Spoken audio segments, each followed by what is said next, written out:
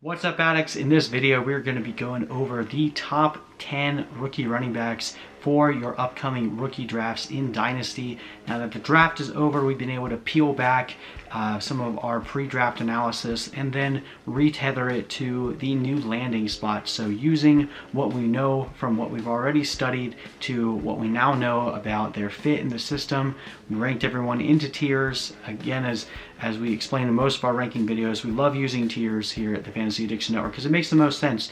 You have guys that don't really move the needle one from another, put them in the same block. So if you have a preference, for the third guy in the tier over the first guy, go ahead and take them. We see them about the same, but there's typically a break between the top tier, the second tier. So we have it broken down by where we see there is actually a significant gap in terms of potential production. So without further ado, let's begin with our number 10 running back, Joshua Kelley for the Los Angeles Chargers. Now, Joshua Kelley, coming out of UCLA, had two very solid seasons. He's your run-of-the-mill running back, but he does everything really well.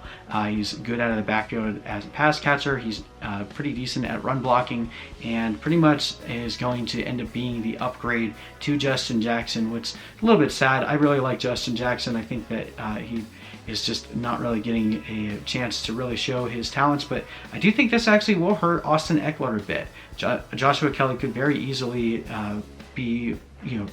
see a large increased role as the season goes on. Probably not going to hurt him too much this year, but overall, Austin Eckler is definitely getting up there in age a bit, and Joshua Kelley is coming in to a productive system, I think, as they begin to develop and switch this over to Justin Herbert there. I think that Joshua Kelley will see a good bit of time overall. Definitely a little bit of a prospect, someone you're going to have to sit and wait on and hope that he gets a shot, but I think that Joshua Kelley has the talent to succeed in the NFL. All right, and then number 9, we have A.J. Dillon going to the Green Bay Packers. A bit of an interesting fit here. Obviously, they have Aaron Jones and Jamal Williams already. I think this is a massive blow to Jamal Williams' value. I don't think this hurts Aaron Jones too much. They always wanted to use Aaron Jones more like the Alvin Kamara type, where they don't give him a massive carry workload. I do think this hurts Aaron Jones' red zone upside. A.J. Dillon, the Packers are most likely hoping that he turns into the next Derrick Henry. Definitely has the skill to potentially challenge that spot. Not quite as big, but 6 feet tall, 247 pounds, runs a 4.53 40 time, pretty fast as well, 117 speed scores we've outlined in our video. So definitely a very fast runner. He didn't get much of a chance in Boston College to show off his receiving ability. The Packers seem to think he has a little bit more than he's shown in college.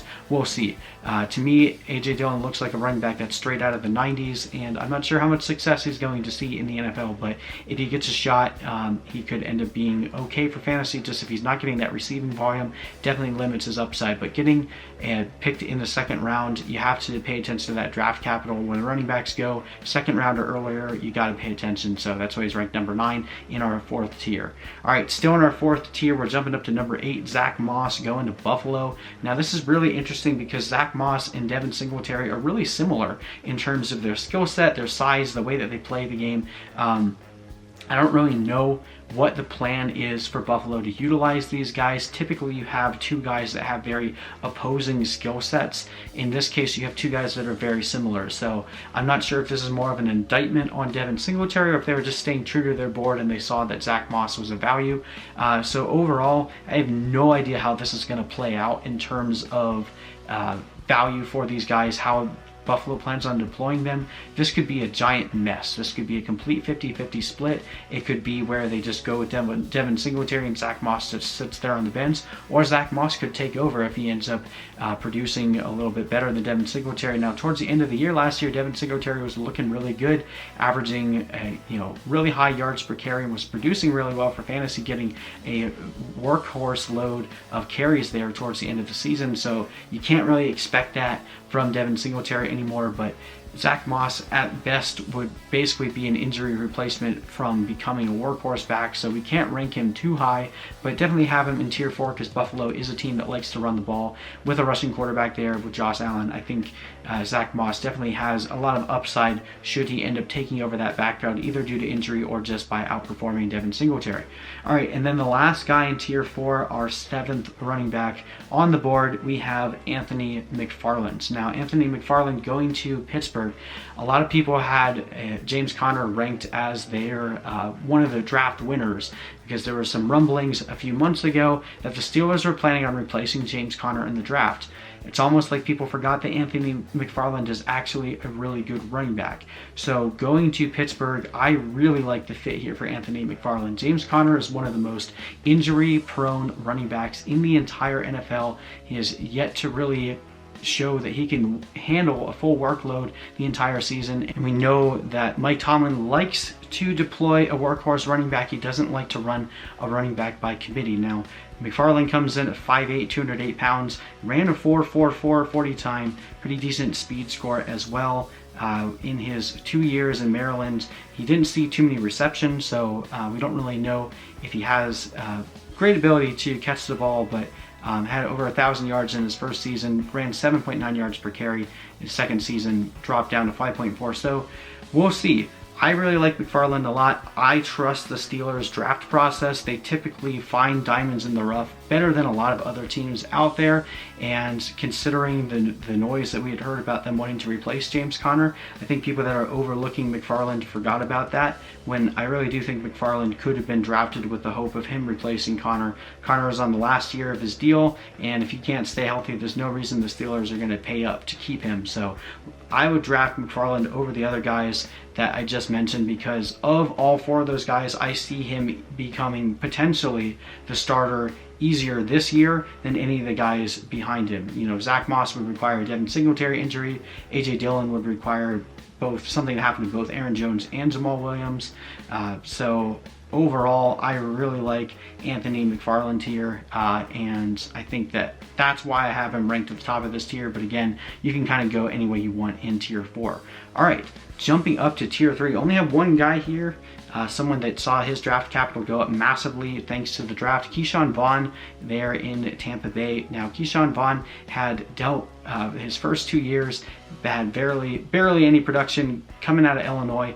Lovie Smith came in and told him, hey, we're going to run a 3-headed committee, and he really never got a chance to shine. He bolted, went to Vanderbilt, and dealt with almost a worse offensive line than Cam Akers dealt with. But overall, Keyshawn Vaughn comes in and is now going to get to play with Tom Brady and the massive amount of talent that the Tampa Bay Buccaneers have now amassed. So we'll see if Bruce Arians wants to deploy Keyshawn Vaughn more in that receiving role. We know that Ronald Jones is not very much of a receiver, so I think Keyshawn Vaughn will definitely see a lot of work on third downs, and we might see a similar progression with Keyshawn Vaughn of what we saw with David Johnson in his first year back in the Cardinals when Bruce Arians was the coach there, where the first 10 weeks or so he was really only used as like the kick returner and the third down back, but then if an injury happens or he just keeps finding his way onto the field, by the end of the season Keyshawn Vaughn could be a massive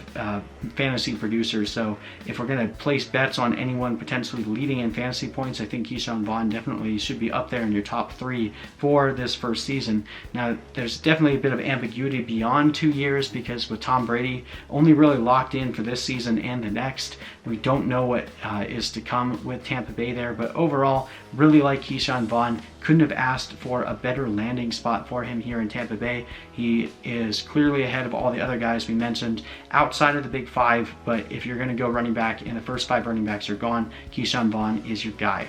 All right, jumping up to tier 2. Now, these guys are very close to my rankings, have been splitting the needle for a while, and I think they finally decided on the way we're going to go with it. So at number 5, we have Cam Akers going to the Los Angeles Rams. Now, he goes from a situation in college where his offensive line was pretty bad to a situation in the NFL where the offensive line isn't going to be as good either. Cam Akers was able to work with that in college, and I think they will be able to work with it here as well. Now, if we believe it, Sean McVay had said that he wants to employ more of a committee approach. Now, since Cam Akers is really only dealing with Darrell Henderson and Malcolm Brown, I don't really know how long that's actually going to hold up. He said the same thing last year. By the end of the year, Todd Gurley was getting more of the workhorse load, even though it didn't start out that way. But Cam Akers definitely has a little bit of a battle ahead of him in consideration with how that offensive line is just not very solid for run blocking, and the fact that they're wanting to employ more of a committee. I think he definitely holds a really high upside of being able to perform this year, but we'll see long term how well he'll fit into this offense. It was a really good landing spot, I'm not going to lie, and being able to go in the second round, definitely something that we want to pay attention to. But overall, from the projected volume that we have for him right now, expecting a committee there with the Rams, at least for the foreseeable future, we have him ranked at number 5. All right, also in tier 2, we have DeAndre Swift.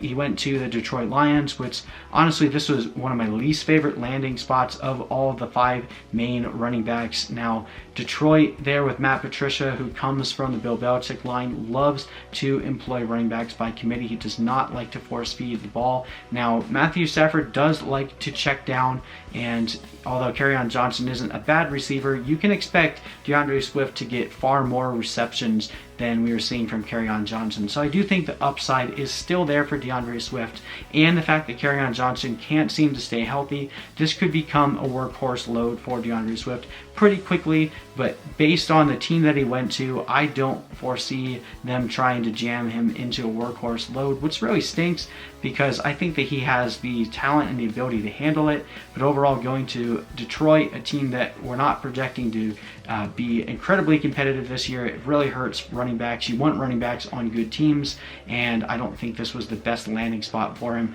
But he's still ranked there at number 4, definitely worth a first-round pick. Should get plenty of opportunities in the passing game. All right, now to our cream of the crop, our tier 1 guys. At number 3, we have J.K. Dobbins. Now, J.K. Dobbins has outproduced some of the biggest names that we've seen come out of Ohio State, including Ezekiel Elliott and Eddie George.